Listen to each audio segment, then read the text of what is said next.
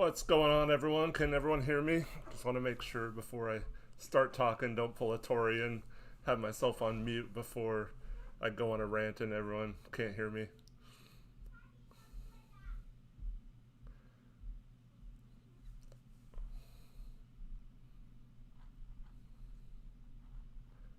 Mic check.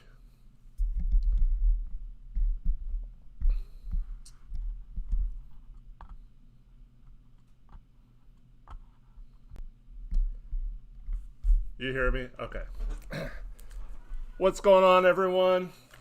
Just got done watching the Blazers lose to the Raptors 110-104. Outcome of the game wasn't really important in these scrimmages, more so just how the guys are looking and playing. We'll get into that in a minute. It was a very interesting game with 70 free throws between the two teams, so a lot of whistles being blown. It doesn't make for the most fun basketball to watch when there's that many free throws, but I thought the first half of the game especially was a lot of fun to watch. We'll get into it. I like to interact with chat a lot, so make sure you guys keep up with the questions and all that. But first, I'll give my thoughts on the game. Just like last time, I was really impressed with the way Nurkic looked. His agility, his hustle, his scrappiness. And it's very apparent that this season, that's something that we've been thoroughly missing. Just someone who gets in there, can scrap it up with some of the guys. You saw him get into it with Ibaka today. And Nurk is just a difference maker on this team. He knows how to run the offense. He's a great defender. Ariza did a little bit of that. That's true. We didn't have Ariza the whole season. It seems different with Nurk. He just gets under people's skin, and he's just a presence on the court. It would be nice to have both him and Ariza on the floor. That would be really cool. But Gary Trent Jr. has got a little bit of scrap too. It just, when you're in your second year, it's hard to get that the benefit of calls and stuff when you're when you're playing out there. We'll get into some of the stuff with the two big men starting and all that.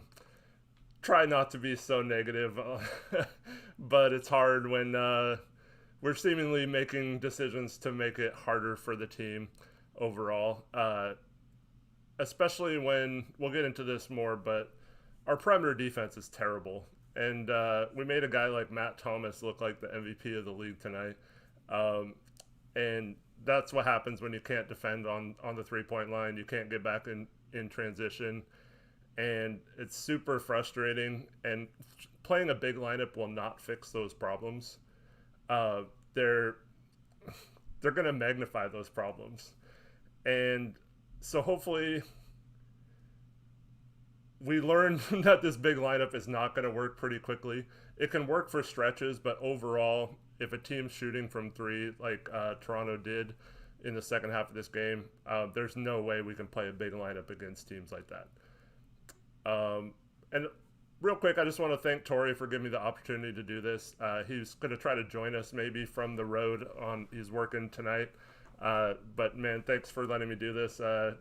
Obviously need some practice doing this. I'm still not super comfortable, really nervous, but I thought the scrimmage would be a good time to practice.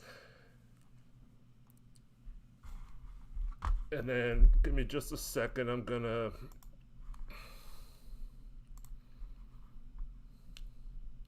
okay, thanks.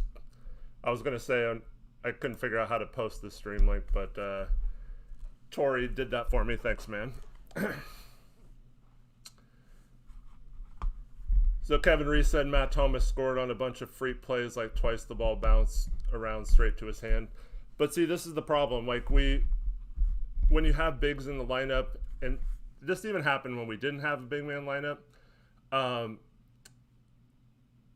when the ball gets pushed up the court or you're playing against faster teams, you have to basically just guard whoever you're closest to. And too many times, four of the guys will get back, but if there's just one person going back and guarding someone else that another player is guarding, then you're stuck on leaving a guy open. So many times they pushed the ball even on a made basket, and then they just threw it back to a guy who was trailing the play wide open, and he's got a three.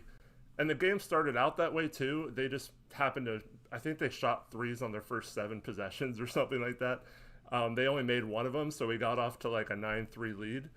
But the rest of the game, they were hitting more than they were missing, and it's gonna be key that we keep teams from shooting a high percentage of threes in these type of environments, especially when you're basically relying on the team itself and individual players to create momentum, since there's no fans to do it for you. So if you let teams get wide open threes and transition threes, stuff like that, it's going to lead to some momentum for teams that we can't afford to have right now. Their first 12 shots, 11 were threes. Yeah, Anime Jake, they were definitely chucking from three. Yeah, I think according to the box score, Nurk was 1 for 5 from three. It is good that he wasn't hesitating. He seems like he's comfortable shooting threes. He's just going to have to start making some if he's going to shoot those consistently. Because if he's not making at least 30% probably, there's really... He might have to stop shooting them.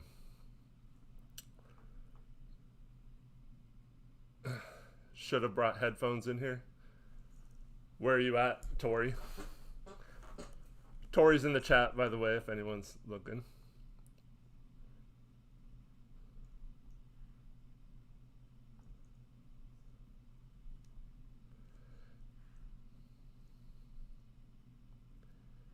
Yeah, Beavis and Butthead mentioned Ant. I thought Ant played a lot better tonight than he did Thursday. Still not great, but I felt like he was a lot more under control. Oh, so Stott said the classic, we got to start hitting shots. Yeah. Yeah, figures. RIP Blazers all over again. Tori can't hear us. That's funny, Malcolm. Yeah, I was really disappointed that Dame didn't get to play tonight. Going into this game, Stotts was saying that they were going to treat it like a regular game, have their full rotations and all that stuff. It sounds like Dame had some inflammation in his foot, so I don't blame them for keeping him out. That's totally fine. But yeah, this whole Nurk and Whiteside experiment, I don't get why it has to be as starters. I thought when Collins came in, I didn't think Whiteside played bad today. But when Collins came in and played with Nurk, I just think that's a great pairing. And I want to see that more often. I also like Collins with Whiteside too. And I don't think it's as good with... like Collins then is the backup center. I mean, he came in like for Whiteside and Nurk stayed in the game, but there was some times where Nurk or Collins was the main center. And against some teams that's fine, but I like when you have Nurk and Whiteside, it doesn't make sense to not have one of those guys on the floor at all times. So Zach should be primarily a power forward if you have those two guys on your roster. And that's not saying that Zach can't play center, but I just don't get how you wouldn't do the rotation so that one of them starts and then the other one comes off the bench and feasts against the bench units. And it's the same with the same thing that I'll say about starting Melo with the 3 versus having him play with the bench unit. And it's kind of frustrating when you watch Melo post up when he's with the starters, because you know, like most of the time that shot's going up in the air, and whether he has a shot or not. There was one time where he kind of backed someone down, and then I think it was Siakam, and then he turned around and he kind of fumbled the ball in the air and still shot it anyway, and it was like way off. It's just like those type of possessions I wish we would just like not force feed Melo in those situations, and I wish he would look to pass a little more out of there, because he is a good passer when he's willing to be one. He had one nice pass out of the post today, but I wish he would do that more often, look for his shot a few times. But yeah, if Melo and Whiteside were off the bench, and then you had like CJ or Dame in with the second unit, and then you had like Gary Trent or like one other person, you just kind of had like an 8 or 9 man rotation, I think that's ideal for this team. So I don't get why. I tweeted this out earlier, but it seems like Stotts doesn't want to make the Collins and Nurkic pairing work out. He did that a lot last year, where he stuck with Aminu when it was, to me, pretty obvious that Collins and Nurk, I wanted to see more minutes of them together, because in the limited minutes they did play together, they looked really good. But yeah, it just seems like he's trying everything. I mean, it's not like they played all season and then we're coming in being like, oh, let's experiment on some stuff. No, we need to get Nurk and Collins and Whiteside all acclimated playing together. So I think there are times in these scrimmages where you can goof around with the lineups, but I don't know. Like, I know Zach came out and said that he's 100% okay with coming off the bench if that means a championship, but I want to hear Whiteside say that. And I don't want them to start Whiteside just because they're worried about his attitude, because that doesn't bode well for future time with Whiteside if we re-sign him and making this all work with the three of them. So I really hope that the reasoning is because they want to show Whiteside it doesn't work. But at the same time, if that is the reasoning, it's troubling that Whiteside isn't willing to accept that role coming off the bench. And I'm not saying he hasn't said that, but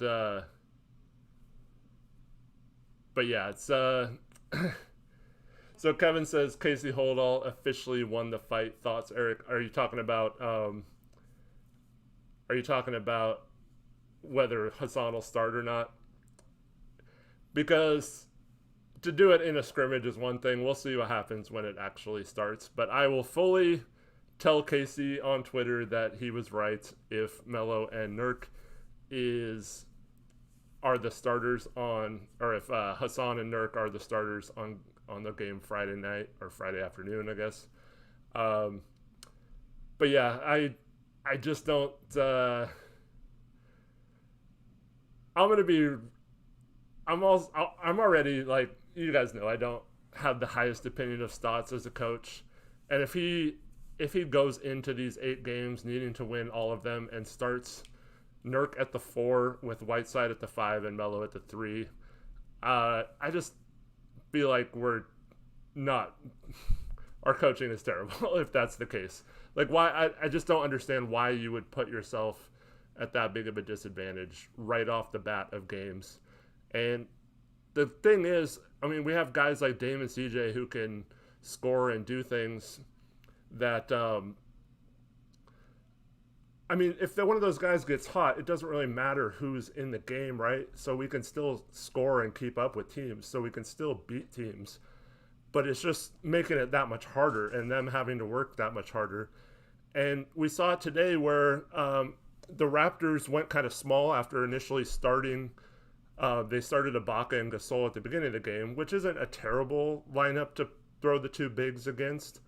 Ibaka had a pretty good game, though. But in the second quarter when they subbed Gasol out, and then in the third quarter when they didn't bring Gasol in and Ibaka was the only big, and they started Siakam at the 4 with OG at the 3.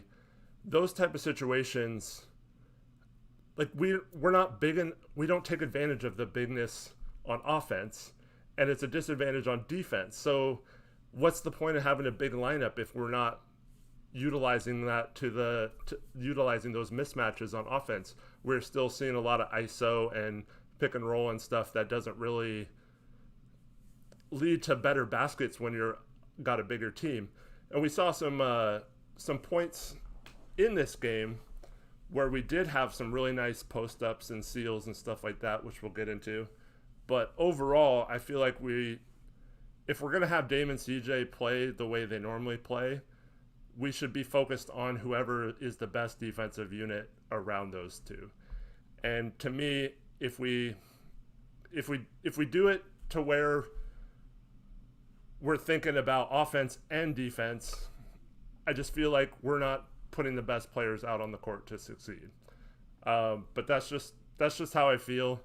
Like, I truly feel that if Melo was on the bench. I mean, he had 14 points tonight on 13 shots, and I mean it's going to happen some games. I'm not saying that he can't have a bad game or whatever, and it's just a scrimmage. But like, I would feel so much better about that if he was shooting all those shots on the second unit instead of playing most of his minutes with Melo. I mean, with Nurk and Collins and CJ and guys who, like, I feel like deserve more shots in this game and were really good. But yeah, the problem is we don't really have many options right now with the three, so Melo almost has to start. And I do appreciate that he slimmed down. He does look quicker. I'm hoping that translates to some good play from him. But yeah, it's going to be interesting. I actually liked the beginning of the game, what I saw from Whiteside and Nurk, but I want Nurk to post up more. He's been pretty dominant in the post in these two games so far, and I feel like we should run the offense through him more often. And it just feels like with Whiteside in the game, he's just kind of sitting on the perimeter too much, waiting for the ball up there or to shoot threes. And I don't feel like that's playing into his strength as much. And I felt like once Collins came into the game, he went inside a little more. And yeah, so Chris Stevens says Nurk post ISO greater than Melo post ISO. And that's because when Nurk gets the ball in the post, you have no idea what's going to happen. He's just as likely to pass as he is to shoot the ball or do whatever.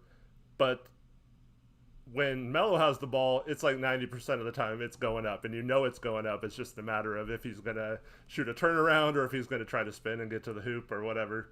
But yeah, he can go both ways. I really love Nurk in the post. We'll talk about this right now, because so there was a time when him and Ibaka got into a little skirmish.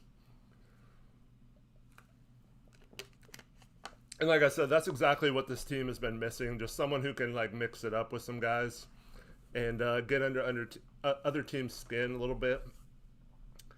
And that play, so I loved what I saw directly after that play. So we got the ball out of bounds.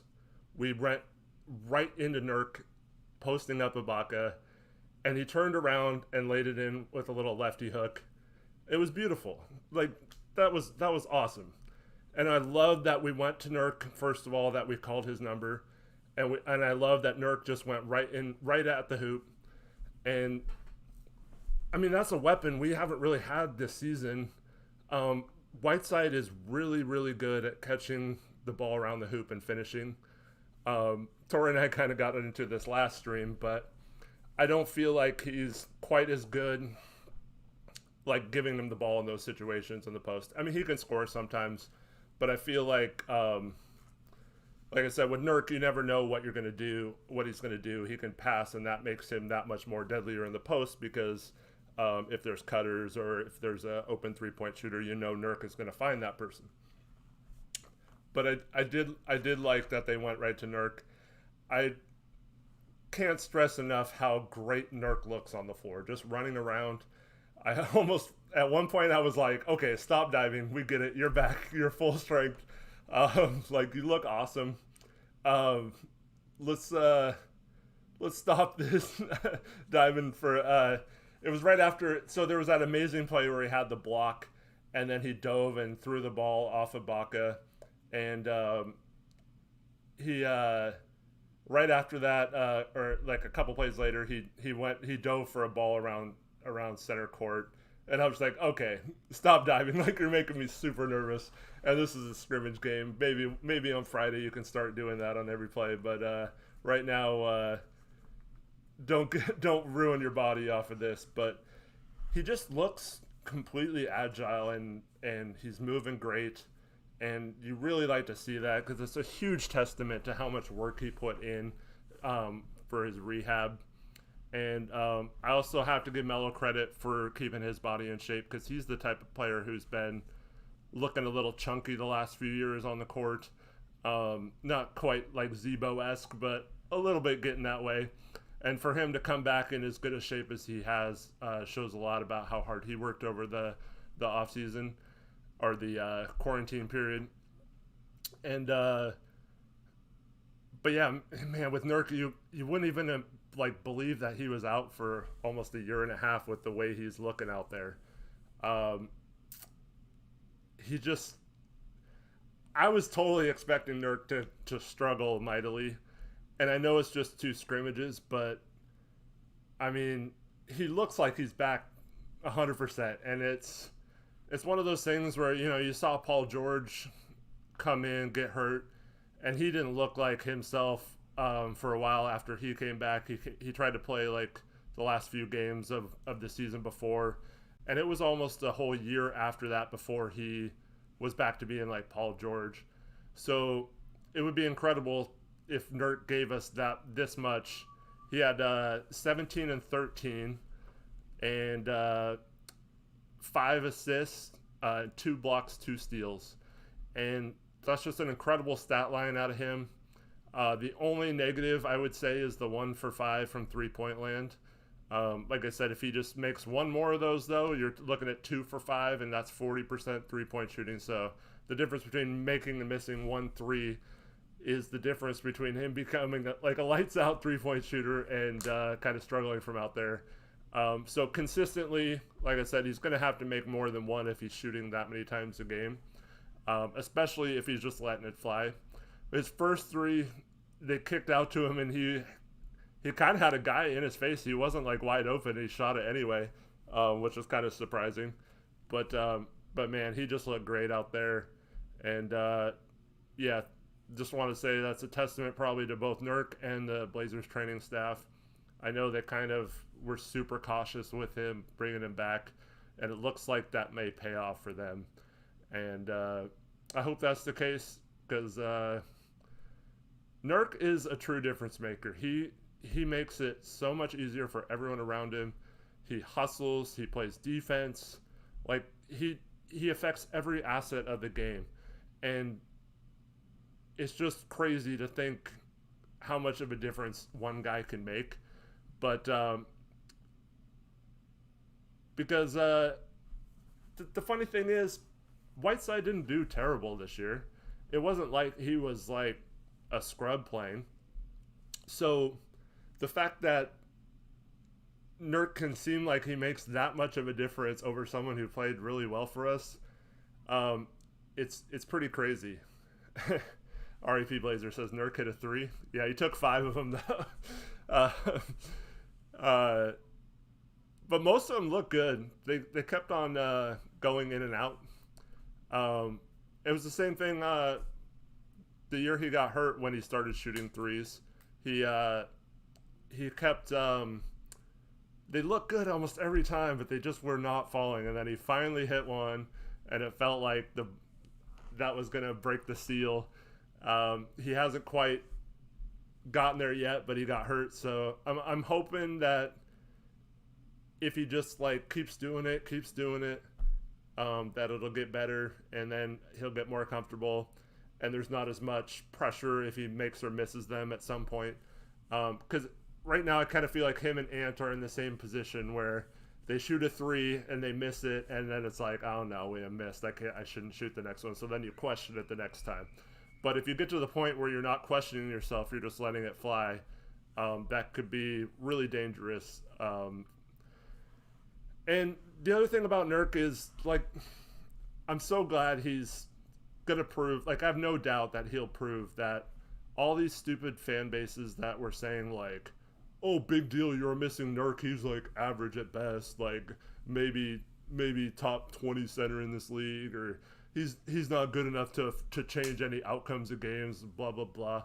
Those people don't know basketball or haven't seen Nurk play, because that guy affects the game in so many ways. Tori mentioned that's like 1,000,000 degrees where he's at. Yeah, I had to turn my AC. I have a little portable AC unit. I had to turn it off, and I am sweating hardcore right now. It's so hot in here. Beavis and Butthead said he watched a video that claimed Nurk wasn't a big difference maker. Yeah, that's a stupid video then. because anyone who watched Nurk before his injury, he was actually playing better than CJ at the time. And I know CJ got hurt too towards the end of that season. I think it was a week or two before Nurk did.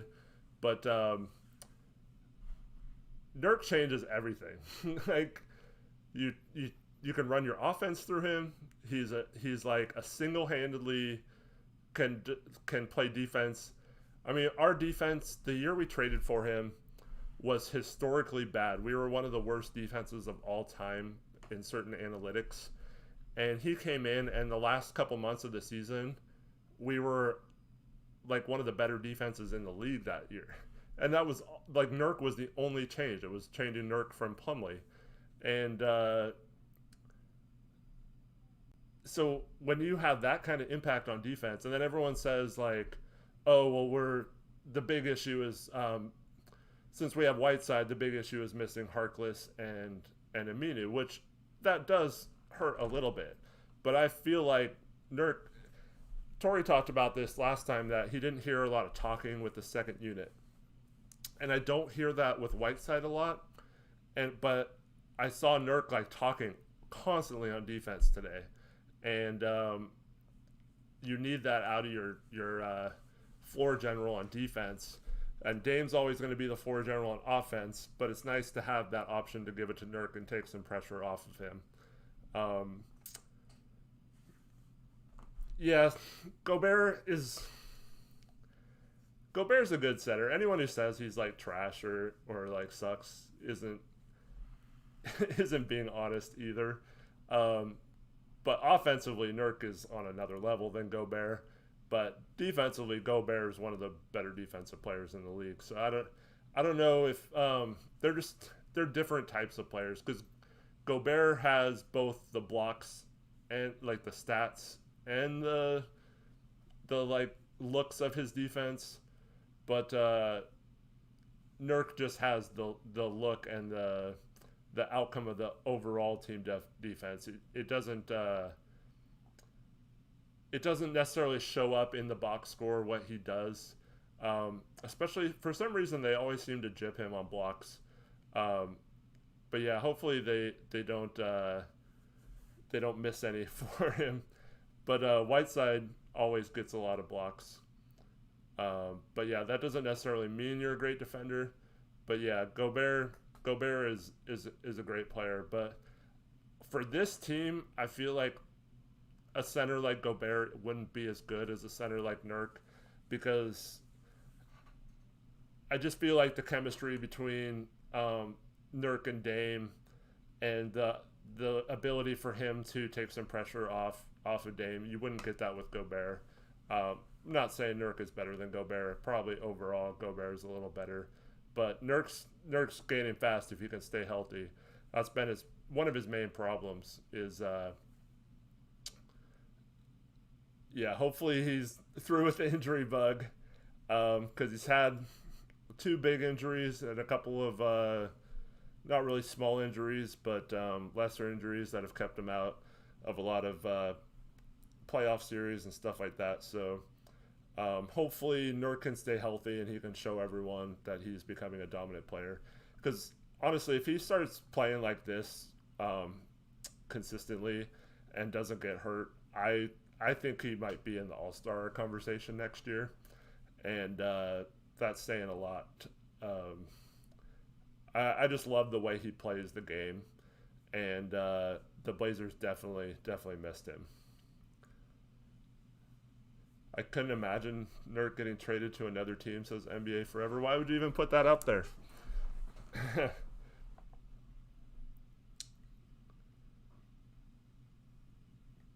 I'm just going to read through chat.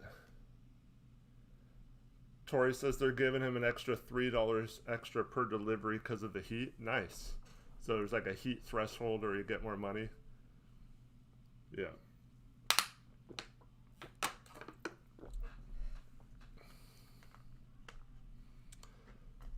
Joel says, did Collins look a little slow laterally to anyone?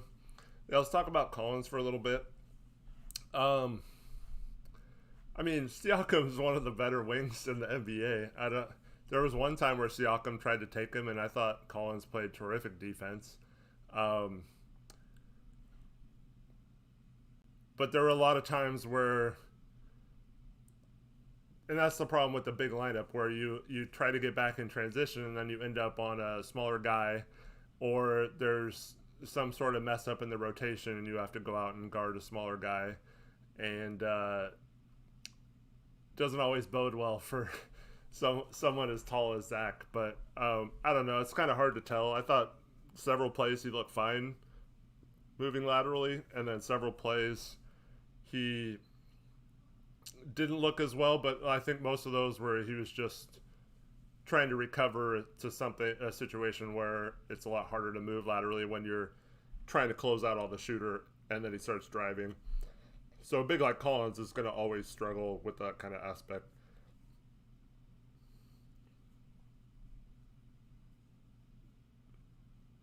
I did like to see them going at it. Um, and then, so Zach, again, two more great post ups in this game. He had one, he got Boucher with his patented up and under. No joke, like Zach has one of the better up and under moves that I've seen in a while. And if you're up against a shot blocker, that move works almost every time, because they bite on the fake, and it's like clockwork. And that's why I said, like you get a guy like Whiteside who chases blocks, it's easy to go up and under on guys like that. And maybe not to the extent of me scoring on him because Whiteside's so big, but like Zach can. I think we should go through Zach a little more. And I like the turnaround over Ibaka too. He had one in the second half that he missed, but I did like seeing seeing them go to Zach a few times, and I'd like to see it a little more. But that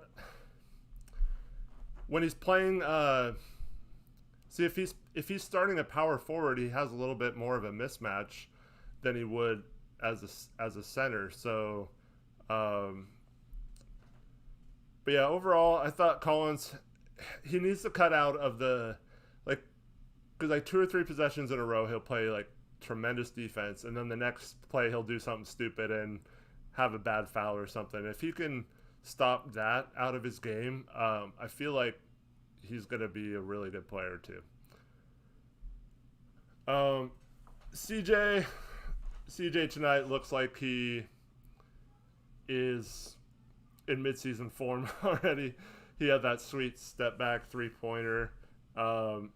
He had several great moves. But yeah, CJ was great. He had 21 points, 5 assists. We're obviously going to need him to play well. Hopefully Dame's okay, and it's just like a precautionary thing. But yeah, as NBA Forever said, typical CJ game tonight. Kevin says CJ should sit out the last game. Yeah, it might not be a bad idea. I'm not sure how serious they're going to take the game. I can't believe Friday we have the real thing happening.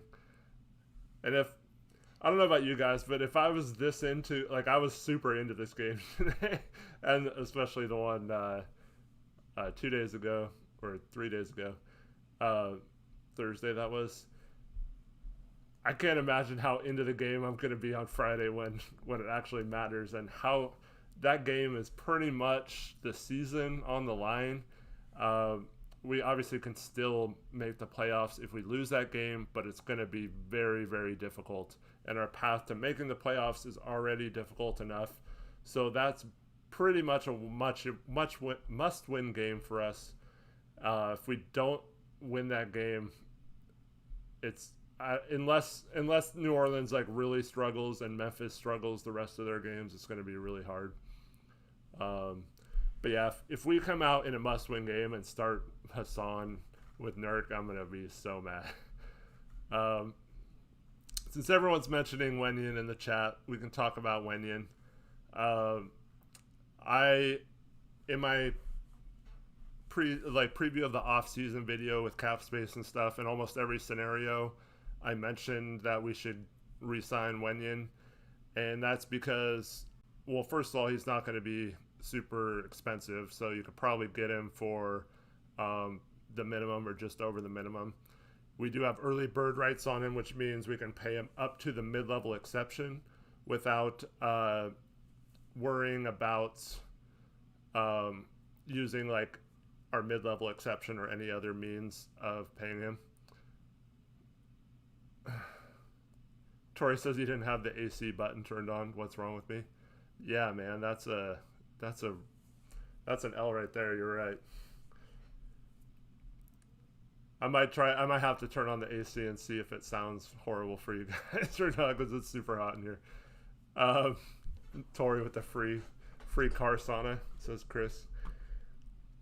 But yeah, so Wenyan, I don't know if he's ever going to be like a great like starting player in this league, but he can definitely be one of those energy bigs off the bench who just comes in and uses his length and hustle to show some energy and just change the game that way. But yeah, I really like what I've seen from Wenyan. Another obvious player that looked like he worked really hard during this time off. And yeah, if he could ever get that 3-point shot dialed in, that would be an extreme weapon for him, because he's got a little bit of handles and stuff. Not the greatest handles, but like he can dribble a little bit. Yeah, and I almost feel like though he'd be much better in an up-tempo offense. So like what came from Sacramento, but like a team like that or Phoenix, something like that, because we don't ever run. I almost feel like with Little and Gabriel and Ant, Trent, I think, could play in either style, but I just want the bench to like run more, I think. And they hardly ever do it, but it would be nice to get some easy buckets out of that. And not just in like scrimmage format. Obviously, like the scrimmage style of play is going to lead to a little bit more than normal, but I'm talking about like playoff type basketball. Tori says he's got me on his car speakers instead of Chad doing. Yep, that's a W. So you made up for your AC thing. So Chris Stevens asks, Eric, how would you rate the Bays Ariza trade now that you've seen Gabriel a bit more? Does the Scal move make more sense now?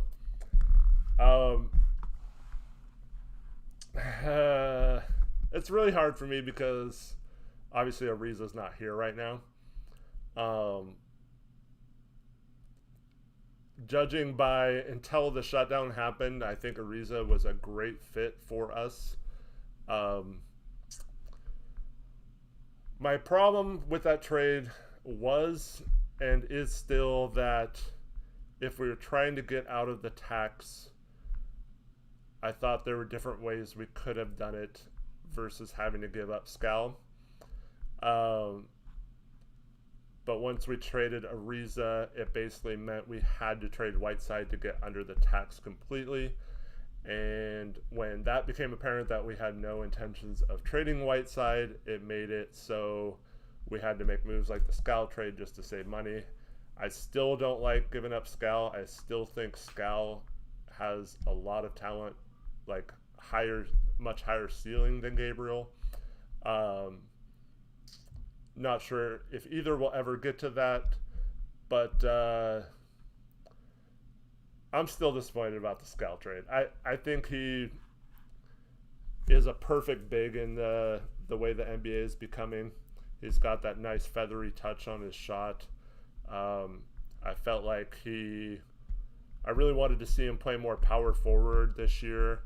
But unfortunately, since we had so many injuries, that wasn't really a chance for him until, of course, we start him at the power forward and he gets hurt that game. But it's definitely hindsight, because if we would have known that the season was going to be off for this long, we could have kept Scal and then we would have had him for this type of setting. But yeah. But Gabriel could leave this offseason and then it wouldn't have mattered if we made the trade or not. So yeah, if they re-sign Gabriel for cheap and he develops, obviously we'd easily win that trade with Sacramento.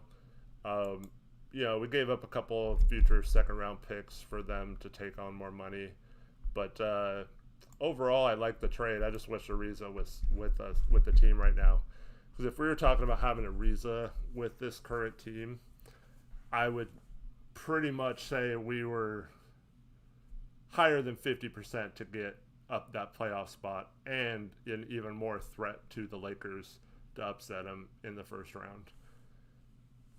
People asking when Nas is going to come back. He cleared another section of his concussion protocol yesterday, but he's still not cleared to play. I think they said he might play Tuesday, but that's yet to be determined. It's always kind of hard with concussions to know when someone will be back, because it's just a matter of when they clear the test to be able to play again. Yeah, I'm not saying it's Olshay's fault that we don't have Ariza. Yeah, I guess what I'm saying about the tax thing is that I either want them to like cut tax completely and get out of the tax, or like just say screw it and pay the tax. So when you make trades just to save a couple $1,000,000, you didn't get out of the luxury tax. The Scal trade literally saved the team like $2 million, and that's all it was. So we gave away a good player, in my opinion, for $2 million, which didn't even affect getting out of the tax or having to pay tax at the end of the season. I mean, it was $2 million less, but we still have to pay tax. And if we would have gotten out of the tax completely by trading Scal, then I could say, yeah, trading Scal really sucked, but at least it got us under the tax. And the thing about getting under the tax, not only do you not have to pay money, but the teams that are under the tax get to split the money between all the tax stuff. So you actually save money that way. But I thought that there were ways to trade Scal and bring back a player, because that was another problem. So now we have Dame hurt, we've had Nas hurt, we've had Whiteside hurt. We only have 13 players right now. So like if these little injuries keep on happening, we're the only team with only 13 players in the league. So you don't want to. I'm just wondering why we traded Scal and not picked up someone to replace him, or traded him for someone that could have saved the same amount of money. And then, because like I've talked about this before, but Phoenix had to cut Jonah Bolden and Trey Burke. So they had to basically just pay them outright, right? So instead of them having to trade or to waive them and just paying them that money to go away, we could have traded Scal to Atlanta, and then Trey Burke could have came back to Portland, and then Philadelphia sends cash to Atlanta because they would have been saving money even though they sent cash to Atlanta, if that makes sense. So we would have saved the same amount of money overall because Burke's salary was that much less than Scal's, and then if you subtract the amount we paid to Atlanta for taking Scal, so we would have saved the same amount of money but gotten an extra player and had 15 players on a roster. But instead, we just gave Scal away, and that kind of stuff frustrates me. I feel like we weren't thinking about it when we did it, and like I said, if it would have just been a trade to get under the cap, like I'd really like Noah Vonleh, especially when he was like starting next to Nurk. I thought that was a good pairing, but the year we traded him away for nothing to the Bulls, that was to get under the cap, and that was so it like makes sense why we did that. Anime Jake also brings up that we gave away Jake Layman too. So yeah, just stuff like that. Being because I'm a nerd. I study the cap. I try to learn as much as I can about it. So to see them make a trade that didn't make sense to me, both for the team, the future, and that didn't really affect the cap that much. It just gave the owner a couple $1 million. And then you go to fast forward to now, where they had a basically free replacement opportunity because Swanigan opted out, and it didn't count against the cap. Yes, you would have had to pay them like $100,000 or something, but we could have had another player, whether that be someone that sucks. It doesn't matter. Like we should have came with enough bodies to compensate for these little injuries and stuff like that. Almost every other team did. Brooklyn was the only other team that didn't do that, and they've had so many people injured or with coronavirus and that kind of stuff, so that they almost are excused. They even brought in someone that ended up getting coronavirus, and then they had to cut him again with Michael Beasley. And yeah, so it just doesn't make sense to me why we wouldn't have taken advantage of that basically roster spot that didn't count against the cap, or we wouldn't have had to pay any more tax for it. So yeah, that's where I stand about it. But yeah, the Ariza trade is still a W. I think. Once again, though, I mean, if we cut him in the offseason and don't really have a way to replace that asset next season, if we let Whiteside walk, I mean, all this stuff is going to come back up again. So it's just going to be a matter of how we approach the offseason and what we do to. And we talked about this before too, like how good our bench unit could possibly be next year, how good the starting unit could possibly be if everyone's healthy and re-signed. So if that happens, all these trades and all these moves might all be complete dubs. But if we let Ariza walk, we let Whiteside walk, we let Melo walk, and we're Gabriel walk, and we're stuck with not a lot of guys to replace them, because we're still not under the cap very much in that situation. It's not enough to be a difference between that and the mid-level exception. So if we let all those guys walk, we don't really have a way to replace any of them. So it's gonna all come down to what happens in this offseason when we have a chance to re-sign those guys. And this offseason is going to be super crazy because it's only going to last like a month. And I think the free agency starts like October 18th, and the season is supposed to start on December 2nd or something. So it's like a month and a half at the most. And that does include training camp and all that stuff. So you're pretty much going to have free agency, just a frenzy, and then you're going to go right into the training camps and preseason and getting ready for the next season. Obviously, all but two teams will have a lot longer off than what is it, like August something that the season's supposed to end, or no, it's September. I don't remember, but yeah, not all 22 teams are going to make it that far, but RIP Blazers. Whiteside is not wasting our cap, no cap. It's not Whiteside.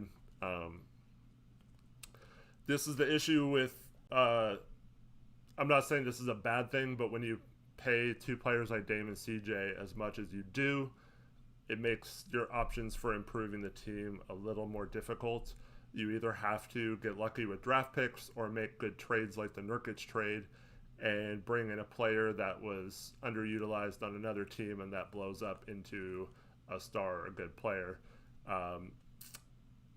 And without being able to do that, it's going to be really hard to build a championship roster, because you basically can only sign like one player every offseason to the mid-level exception, and then you have to sign people to minimums, and then you have trades and draft picks. So that's why I'm never in favor of trading draft picks right now, because you pretty much have to get lucky with one of those to take another step. And I'm still on the Aaron Naismith or Sadiq Bey train, in case anyone was wondering. Uh, CJ shouldn't have gotten a max.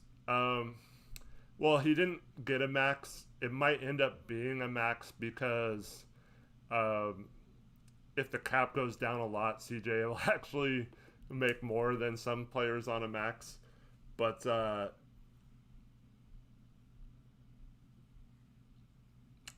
yeah, Tori, I know you disagree on the Naismith and Sadiq Bey thing. That's why the draft's going to be so much fun this year.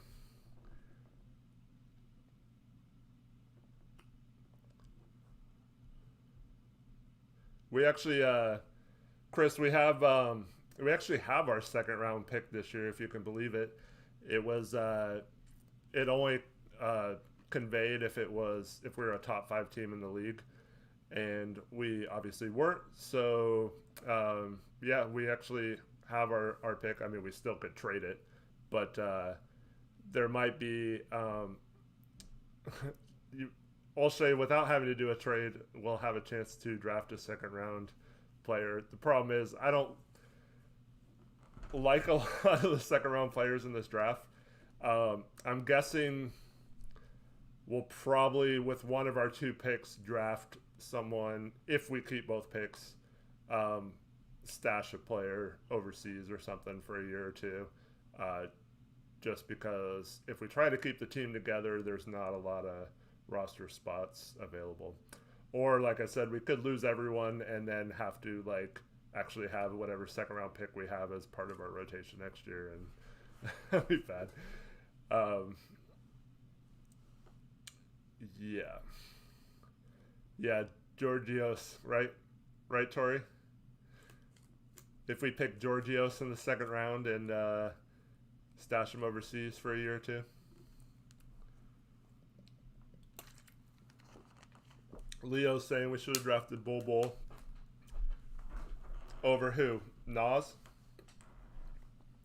Because we didn't have a second round in that draft, and it was really expensive to trade into that. We don't have a lot of second round picks left either.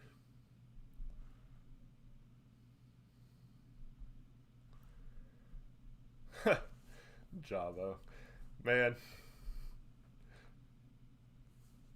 Javo said he didn't remember asking you, Tori. Yeah, so Dizzy D, I could have guessed that that's who you want our second round pick to be, Peyton Pritchard.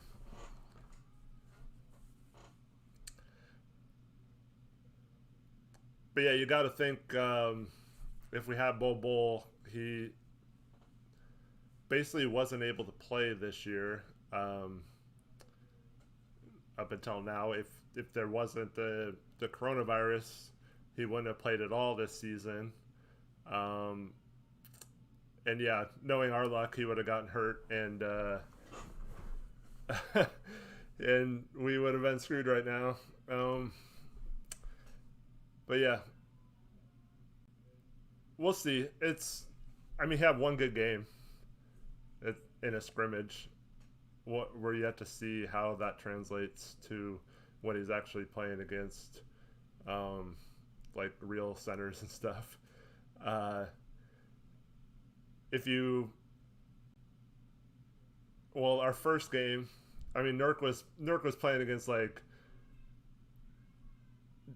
Alize Johnson and Jakar Sampson and stuff. It wasn't like they had Miles Turner and Sabonis and stuff. And my wife says, my kids say, hi, Dad. Hello, Flynn and Cora. Hello, Krista. Love you guys. Yeah, Tori, why haven't you made yourself a mod?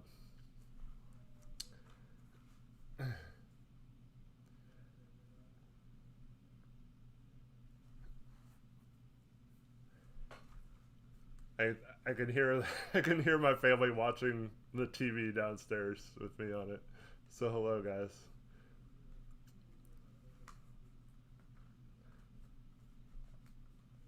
I'm back in my room for this stream.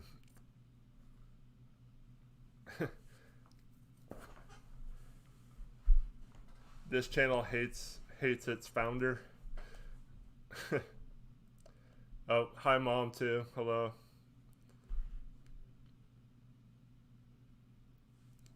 Ben, you wouldn't want me with control, right?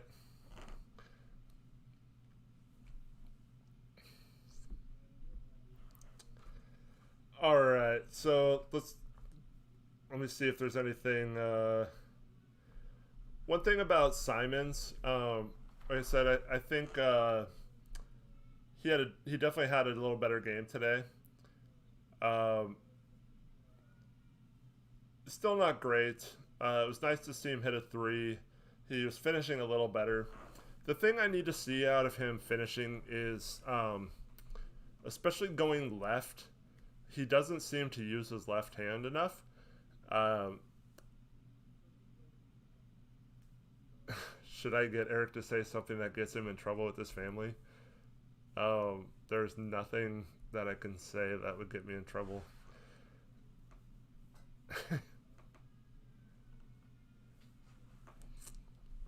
I'm already in trouble anyway. No, just kidding. Kinda. Um. Anyway, but so when he's going left, he always tries to shoot with his right hand. And it makes for too bad of angles. There are so many times where he could have just gone up with his left and finished easily with a nice lay-in, but he jumps off the wrong foot sometimes, and he tries to finesse it in with his right hand even though he doesn't have the right angle on it. And I think if he cleans that up, he could become a lot better finisher. That, and then the other thing is, I wish he would just try to throw down on people sometimes instead of trying to like finesse or like scoop shots in. I wish he would just go up and, even if he doesn't do it, like just at least attack the rim. So if I get in trouble, yeah, Chad Dewing is going to take over the show, or Casey Holdall.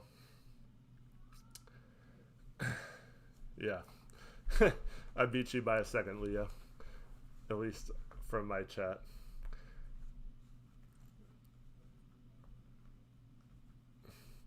It feels like I have an echo right now because the TV's too loud downstairs. Oh yeah, Clay's can take over the channel. I think Tori would know, but who's on? Who's got a YouTube membership right now? Just Westbrook and Scalabrini. I'm pretty sure those two do, but Alvaro wants Trevin to take over the channel. Yeah, I'm not getting in trouble, so we're all good here.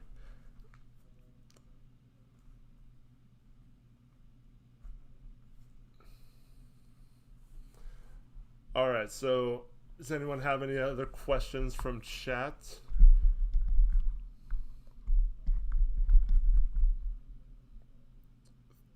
AM Production says last time Portland had a really good healthy team was the 13-14 season. I guess if you want to say good healthy, yeah, probably. I mean, after Aldridge left, we had several seasons where we were pretty healthy. So I wouldn't say, I mean, I guess you could say those teams weren't great, but we've had pretty good injury luck until the Nurkic injury last year.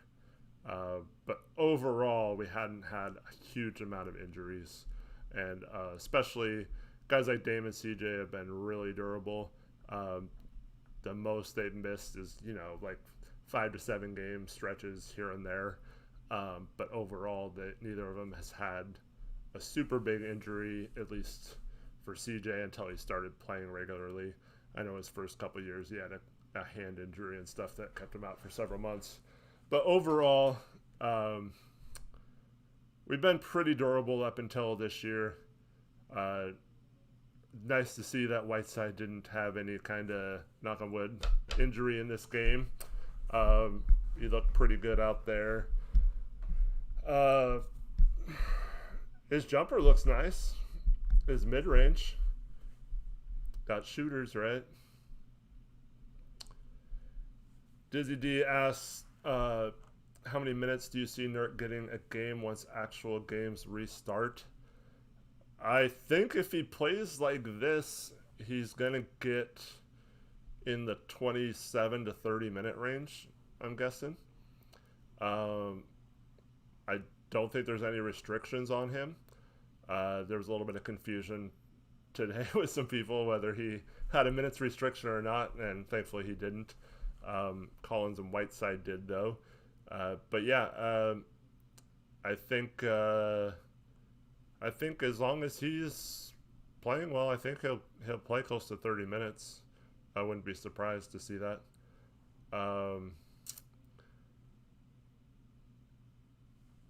Leo says Jalen Adams looked timid to shoot. I actually kind of like his demeanor. He came in and drove and had a nice pass to, I think, Horde or something for a lay-in. I kind of like it when he has the ball. Haven't seen him shoot much, obviously, but we'll see. Alvaro and several other people are asking about Mario. So, do I think Mario's playing can stay consistent? Credit where credit is due, because he's definitely returned a somewhat better player. If you're watching the Blazer broadcast today, they mentioned how playing with Nurk could make it a little easier for Mario because he doesn't have to play make as much. And Mario does. I mean, he's not a great player, but if you limit his turnovers and his bad shots, and if he can just find a way to stay in front of his man on defense, he can be okay.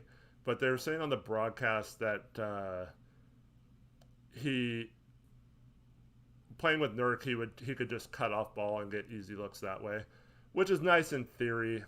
But what I'm really hoping is that we don't even need to play a guy like Mario in this restart. I'm hoping Little, despite the injury, is just so much better than Mario that we just don't look back and don't play Mario anymore. Mario's, yeah, I don't know.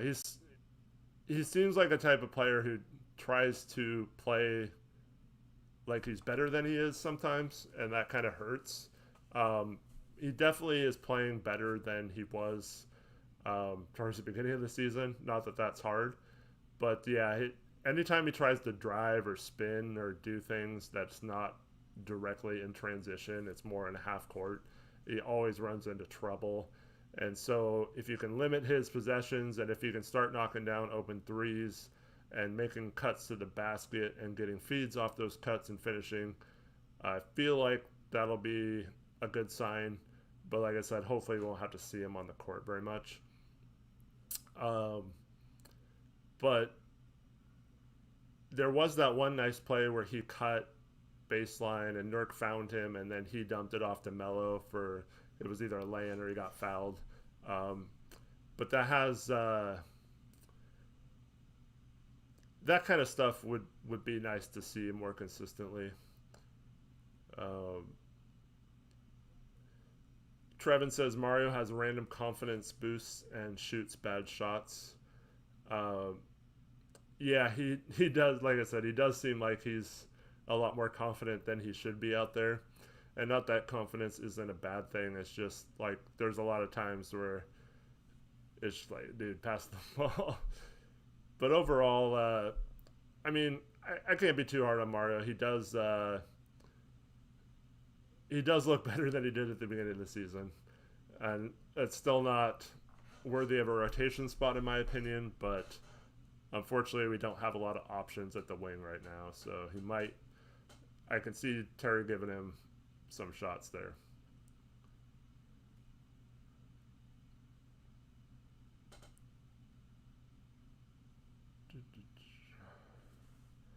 All right.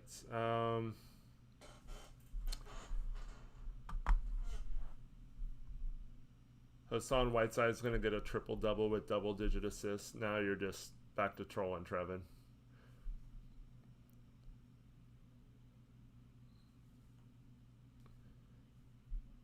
Tommy, is that Mario you're talking about?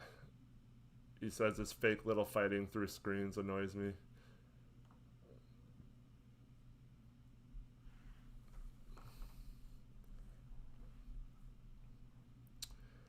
Yeah.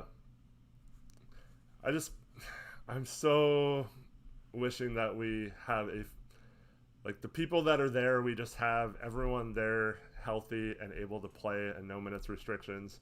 So like I said, we could just run like an 8 or 9 man rotation and we don't have to worry about whether Mario's good or not.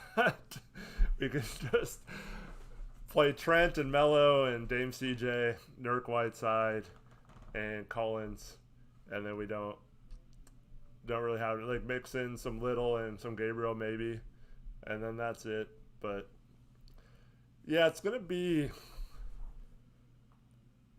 really interesting. I'll give Stotts credit if he does the right rotations and right things in this situation, but the more he plays certain players or does certain experiments like starting Nurkic and Whiteside alongside Melo, that stuff I'm not gonna give him a pass on. I'm sorry if people don't want to hear negative stuff, but like I'm gonna be negative about that if it happens, and not I'm not gonna apologize for that when it happens. Probably go on some rants, but it's just too important. We got some dinosaur logos or emojis in the chat. Is Mario a dinosaur?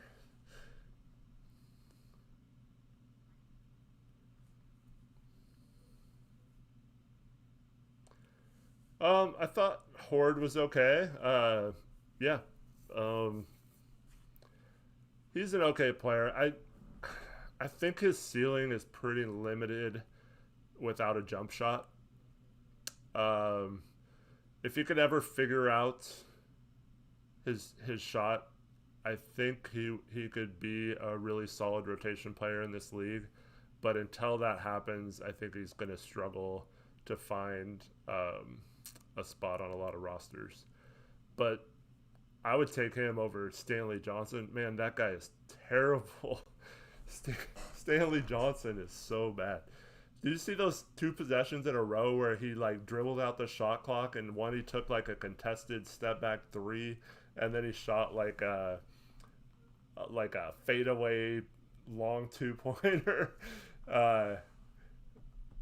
It was like, what are you doing? Like he was acting like he was like Michael Jordan out there. It was like, one of them, it hit the like side of the backboard from straight on pretty much, and then the second one was an air ball, and man, that guy is bad. He went from being the 8th pick in the draft to having a pretty good playoff series in one of his, it was either his first or his second year maybe, where he actually played pretty well on LeBron, even though they lost that series obviously. But man, ever since then he's been awful, and yeah, I'm surprised someone like Nick Nurse even puts up with him. I'm surprised they didn't just flat out cut him because he's really bad. Tori's a Raptors fan because he's posting all these dinosaurs. Man, that's not good.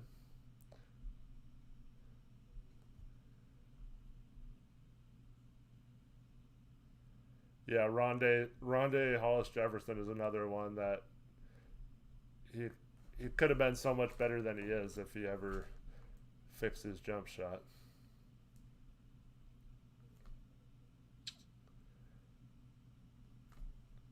Just random emojis. E-Rex. I'm a dinosaur.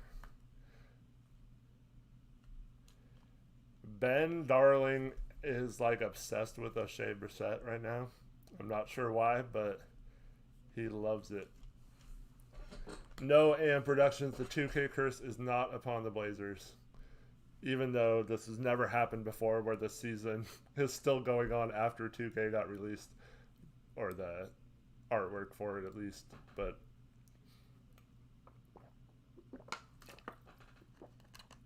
Alvaro says, I don't care if we lose in the second round.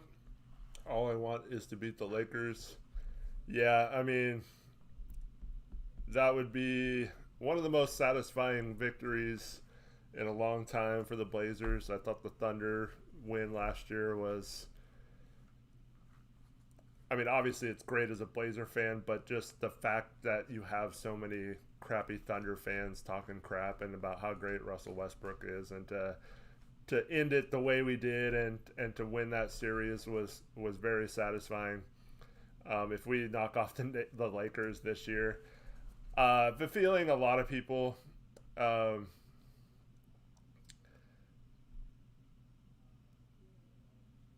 a lot of people are going to just dismiss it if we beat the Lakers, especially Laker fans, as, oh well, this season doesn't count anyways because of COVID and all that stuff, which isn't true. But I feel like people are gonna try to justify it that way. But it would still be extremely satisfying, one of the more satisfying victories ever.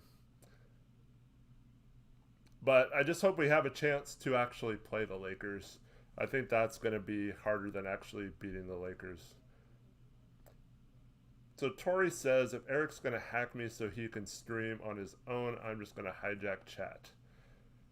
All right. I'm glad you think of this as me hijacking your channel when I asked you, and I also thanked you at the beginning of this for letting me do it, but whatever.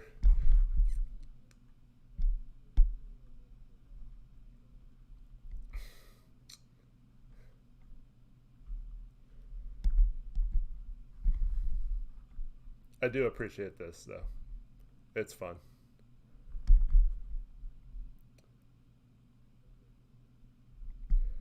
So Denthird, what's up, man? He says if they can't defend the 3-point line, they're not making the playoffs. Yeah, that's true. They definitely have a problem, and going big is not going to help them in that situation. Um, Playing, especially if we play fast teams that push the tempo, it just creates too many mismatches with the big lineup, and we're already bad defending the three when we had smaller lineups. So having the bigger lineup is going to be really, really hard to overcome, because we're just going to give up a ton of threes, and we're just going to hope that the other teams are missing them. Yeah, I don't think anyone should be banned from this stream, at least.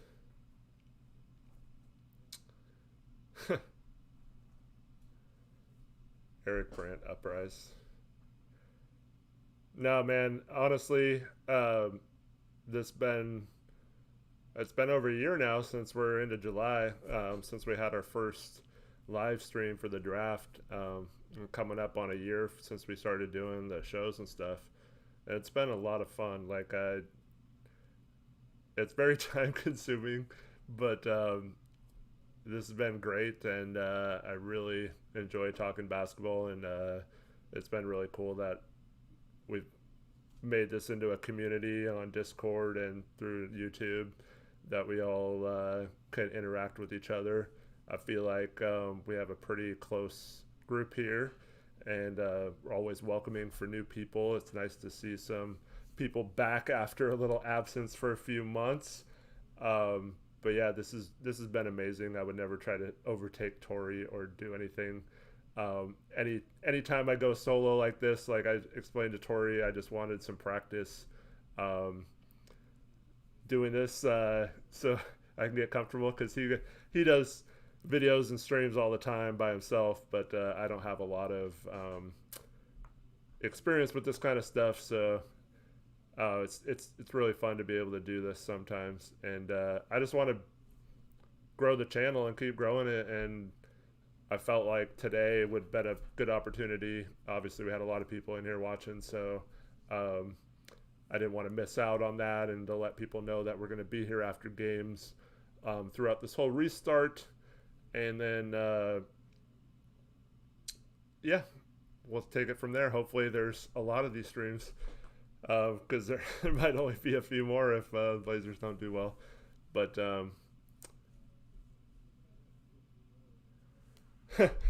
Tori says, Eric getting this wholesome, this customer gonna wonder why her DoorDash driver crying.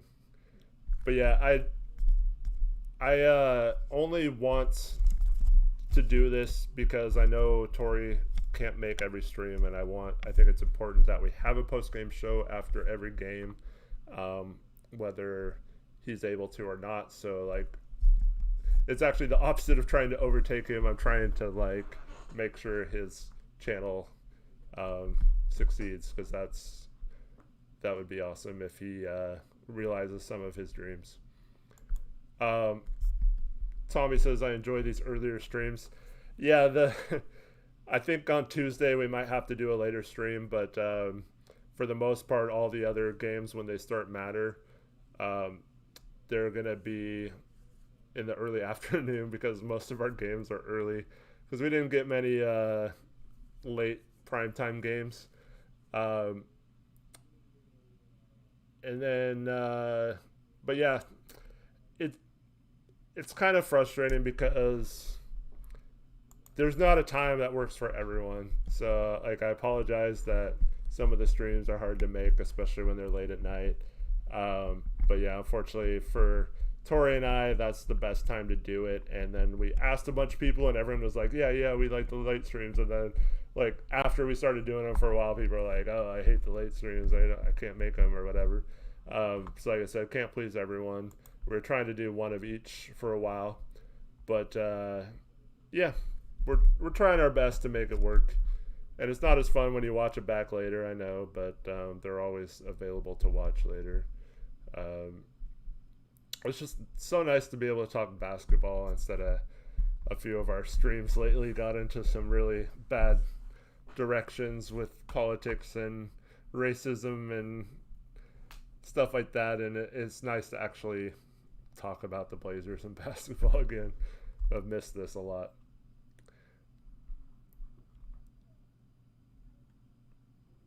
Denthard said that we can always have him as co-host. Sounds good, man. Did you ever are you still out of work, man, or did you get a job back, or what's the latest with you?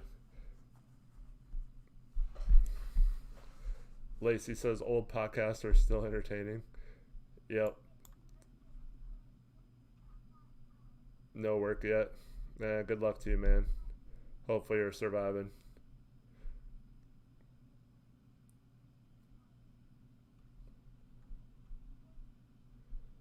Yeah, hopefully that doesn't run out for you anytime soon. So Alvaro says, I wish they just played basketball according to the team's time zones. I don't think that would have been too hard to figure out. Oh well, a nitpick nonetheless. They're just doing it on TV. They don't care about the viewership of particular cities versus fulfilling the contracts are more important than how many viewers they get. But I think they're going to find out. I mean, just these scrimmages are getting a ton of viewers, so I think they're going to find out that it doesn't really matter what time you play. And I think it's going to be kind of fun to have games all day. But like I said, it kind of sucks that the Blazers play earlier most games. But yeah, at least like tonight, get off the stream, still have a few hours to do something in your evening.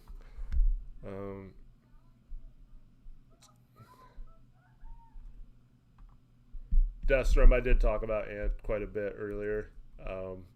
Yeah, I was encouraged a little bit by his game. Still not great, but I'm definitely not off the Ant bandwagon yet. I still think he has a unique set of skills that will lead to him being a good player in this league, but obviously he's not close to achieving that yet, and I'd be lying if I'd say that he hasn't had a really down year, because he has. And Denthard says Ant just isn't a point guard, and I think that's part of the problem too. He's not necessarily big enough to play any other position, so he's going to have to play point for the most part, but he's just not good on a second unit where a lot of the best second units have like a point guard that comes in and just runs the offense and controls the games through his ability to find open guys or to push the tempo and stuff like that. And you see a game like this where as soon as Ant came in the game, they were pretty much guarding him full court, and he really struggled sometimes to even get the ball up the court. They had to pass to like other people and take the pressure off him. So until he develops something along the lines of what CJ did, because like CJ was the same way his first couple of years, at least the times we saw him and in summer league and stuff like that. So if he can somehow adjust to where he's a better ball handler and quicker with the ball, I think he could get to that point, but I don't think he's ever going to be like a true point guard in that second unit.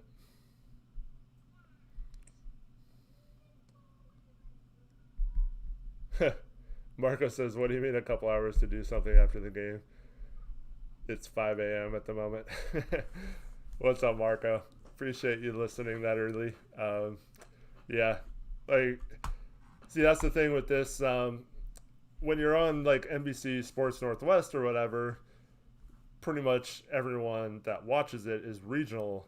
So whatever time it is here is when it is. But a lot of you guys are from all over the world. So it's really hard to make everyone happy, and to know what times are best for everyone. And obviously, there's going to be people that are that get kind of screwed either way. Try to cut down on that as much as possible. But now that we actually have games, so I'm assuming most people, if they're hardcore, will actually be up no matter what time the game is, and then we'll try to go on right afterwards. So we should be pretty consistent through there. Ben says these streams are a perfect way to end my nights. And yeah, you got no chance, Ben, of making this an Illinois channel. Ben's our college basketball Illinois fan, and that's all he likes to talk about. Well, now he likes to talk about the White Sox, I guess. They end up winning today.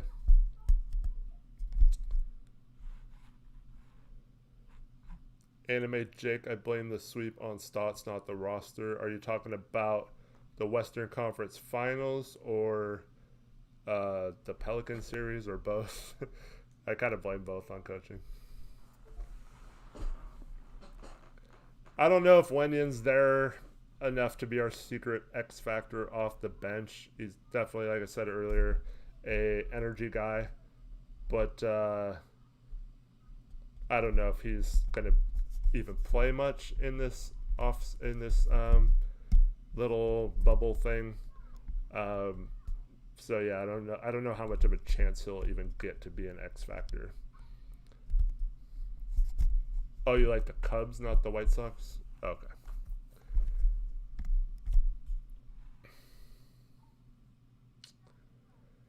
Yeah, the coaching definitely was not great in the conference finals, nor was it against the Pelicans. But you can't say that to some people because they just say, like, you're dumb, they made it to the Western Conference Finals. And I guess you don't have to coach anymore once you do that. But yeah.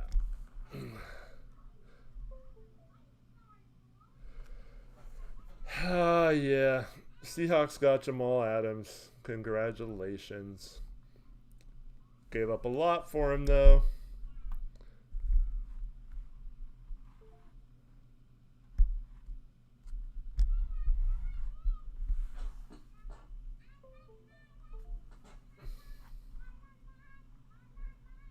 Tommy, I did talk about that earlier.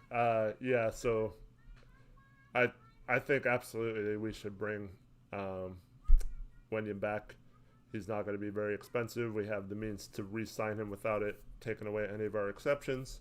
So yeah, I think we should definitely do that. We'll see though.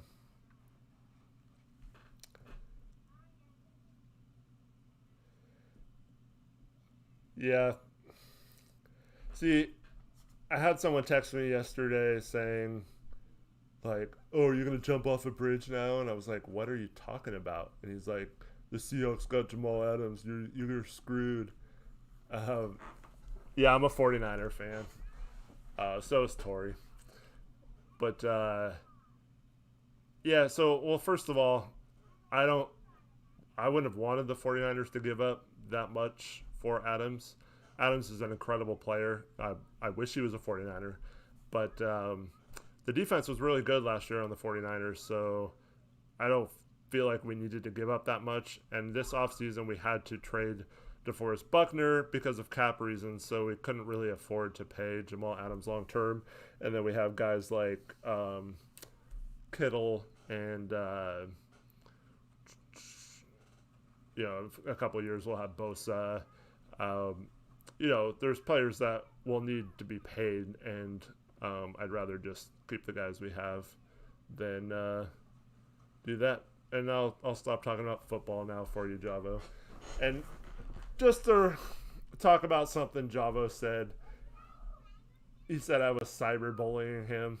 Man, you're trying way too hard on Twitter to get like bad takes and debate people and stuff like that.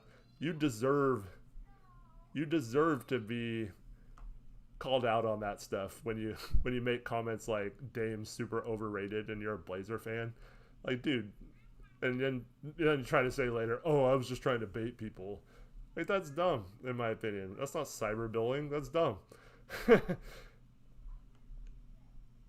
And that's like all you seem to be doing lately is try to like annoy people or bug people and stuff like that. So I'm sorry I'm calling you out on it, but yeah. And you're just trying to get like a banger tweet or whatever you call it, and yeah, it's just trying way too hard.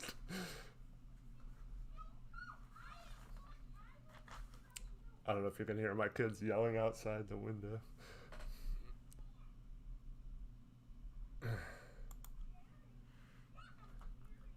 All right. Well, I didn't really even say that much about that one, but you had several other tweets too that have been questionable. And then I put a tweet, and then I see Javo like commenting on it like, how did this tweet get that many likes? Like it's like not a good tweet or something. It's like, dude, like, okay. I mean, I don't even care how many likes my tweets get. And you're sitting here like worried about how many likes I'm getting on tweets and stuff. Like, I don't know. Yeah.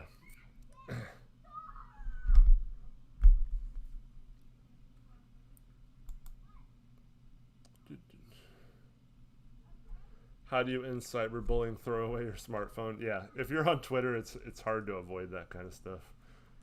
Oh well. I got my hater. It's Wavo. Yeah, just the fact that you changed your name to Wavo instead of Javo because you think that's a dub, that tells you everything you need to know. Dang. Sorry guys if that's loud.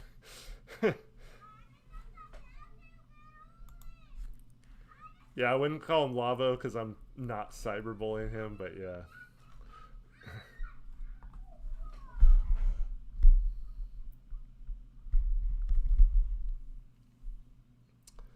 But yeah, it's been a fun stream. I really like interacting with you guys. Um, Appreciate everyone who's been watching this stream. Just trying to see. I think Friday's going to be super crazy. Yeah. Big game. We'll preview it Thursday night. But yeah, it's definitely going to be a really big game for the Blazers.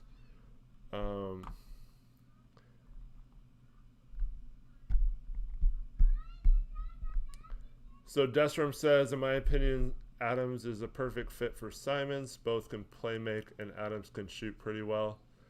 If Simons can cut to the basket, the duo would be very good. I haven't seen enough from Adams to make that statement.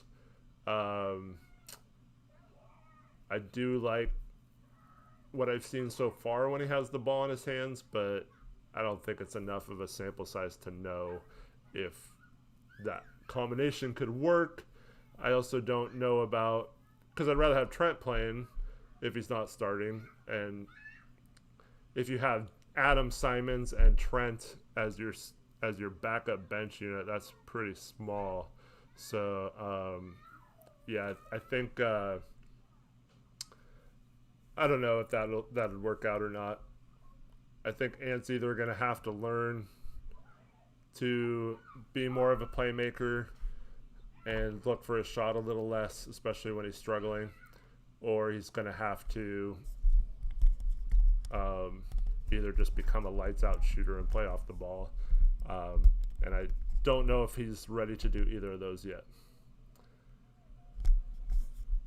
Yeah, see, the problem is Adams is a point guard, and he can't really play many other positions. And we need guys like Mario and Little and those kind of guys to guard other wings, because like we don't have anyone with Ariza being out to guard other teams like 3 and 4. So a guy like Siakam, you can't put Adams on Siakam. It's not saying that Hazonia does well on him either. I'm just saying like you're kind of screwed either way with that kind of situation.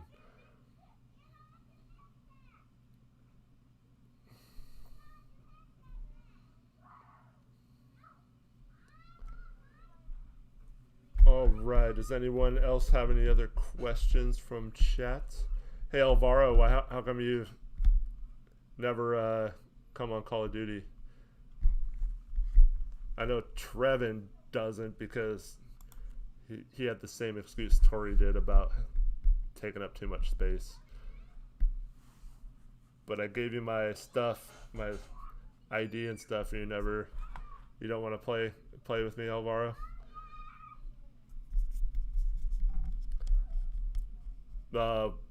Westbrook and I got our first victory the other day in trios. That was fun. I think I mentioned that last time. I know you'll run with me, Leo. I might be on later.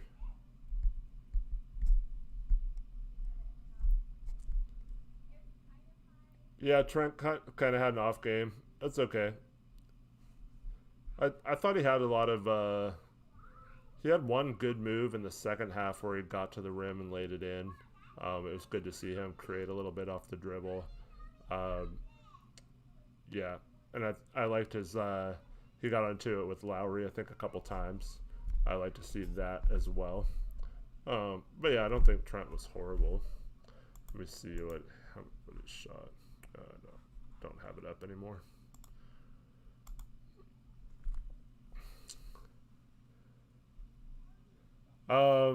No, I don't play Rainbow.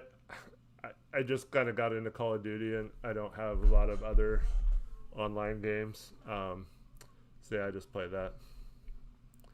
Lag? Is it lagging for everyone or just Tori? Or is he trolling?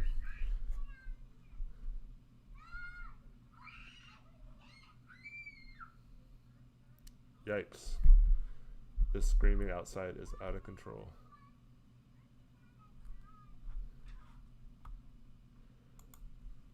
Yeah, see, the only reason why I have Call of Duty is because it was a free download to play Warzone.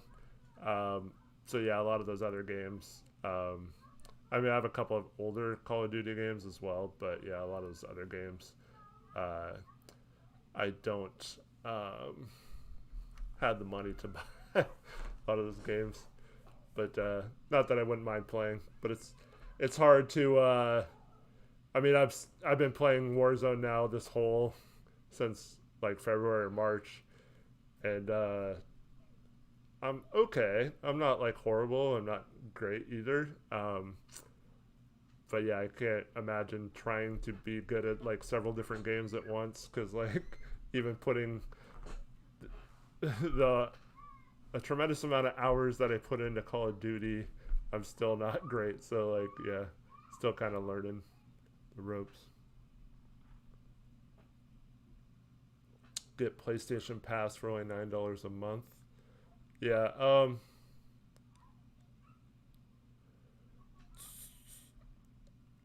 Leo, Warzone.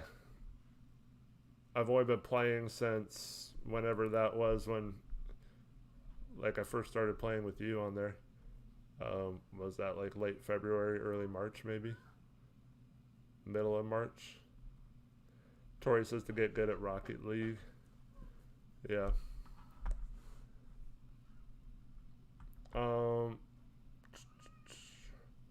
I did have the last Call of Duty game I had was Black Ops 3, and when I had my Achilles surgery, um,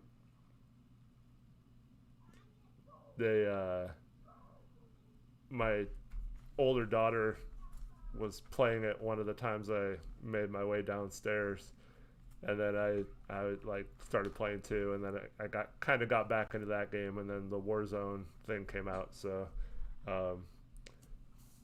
but yeah, that was a fun game. Horrible at that game though.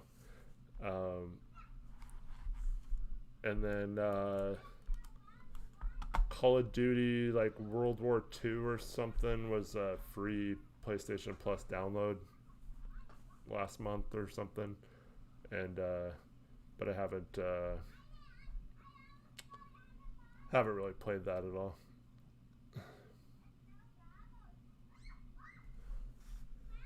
Tori says Deathstorm, I can't find a similar one to replace it with. I'm not sure what he's talking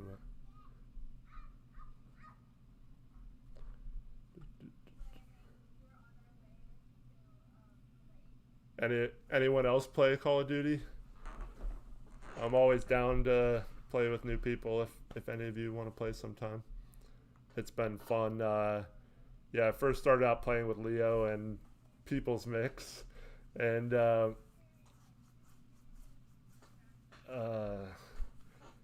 Olive Garden,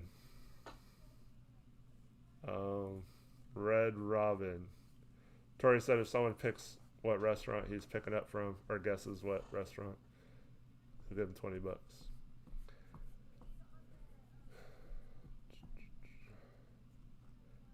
But yeah, so like we used to run for a while, and then started playing with some other people, and then Russell first round exit Westbrook got it, and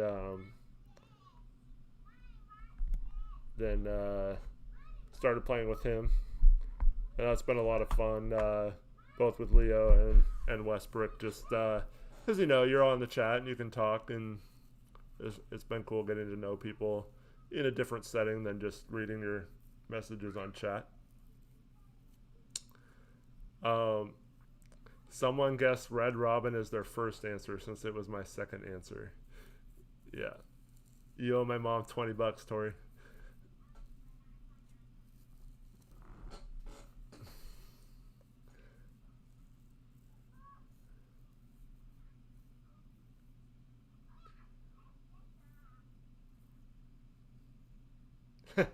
He says nope. Tori disrespecting Panda Express. Yeah, I had Panda Express last night. So my kitchen is all torn up right now because we had some sort of pipe or tube or something to the dishwasher broke and did a lot of water damage, and there's some like mold and stuff under our house. So I had to tear up our kitchen to replace a bunch of stuff, so I can't cook anything right now, so it's been difficult couple days, but it's gonna probably be a while. But it'll be nice to have that cleaned out of there. So yeah, I'm probably gonna have to go get something to eat after this. Fortunately, on Sundays in my town, I have McDonald's and Subway are the only two places. I mean, I'm just a few minutes away from other places, but those are the only ones near me. There is a really good Mexican food place, but they're closed on Sundays, so.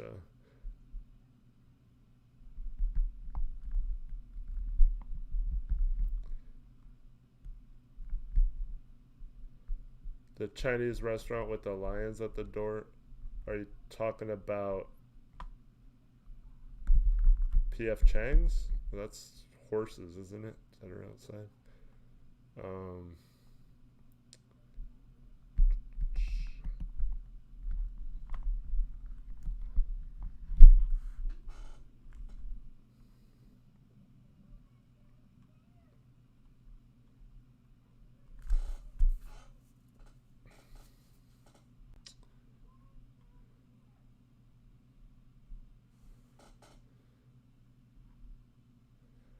Yep. All right. Something with the moon.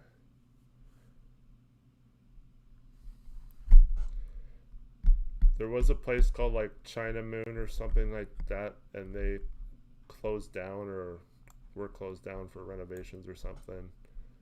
I don't remember lions being out front. I don't know.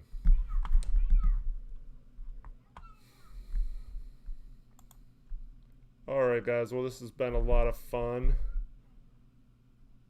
It's kind of weird still being able, well, for some of us, sorry if you're in a different time zone, but some of us still have a few hours to go out and do something, even though it's like 100 degrees today.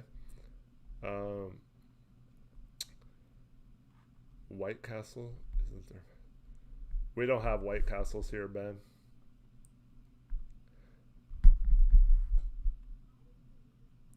Thanks for watching, Kyle Parker. Good to see you.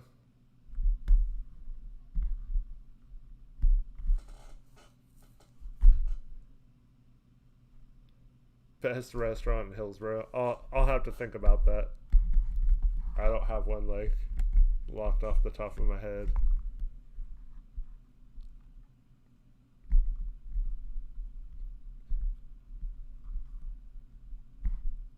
All right. Well, once again, Raptors defeated the Blazers. Not that it matters. 110-104. Yeah. So excited to see Nurk back on the floor. And yeah, hopefully he's there for a long time and we get to see full Nurk in action. But yeah, I really appreciated you guys tuning in, all your questions and comments, and hope you all have a great evening. Thanks again to Tori for letting me do this. It's been a lot of fun, and it was good for me to practice and do this. But you guys all have a great evening, and we'll see you again on Tuesday. I don't think we're going to go live right after the game. We'll have our normal stream time. It'll just be later in the day on Tuesday, I believe, if that's Tori's plan. But yeah, so we'll see you guys on Tuesday after the next game. And then be prepared for Friday. We got you. Win or lose, hopefully we're all excited talking about a big win over the Grizzlies on Friday. And then that'll be a really fun stream as well. It'll be a big bummer if we have to talk about the Blazers losing and pretty much ruining their playoff chances. So hopefully that's not the way that stream goes. But yeah, we'll cross that bridge on Friday, I guess. But for Blazers Uprise, this has been Eric Brandt. See you later, everyone. Peace out. Go Blazers.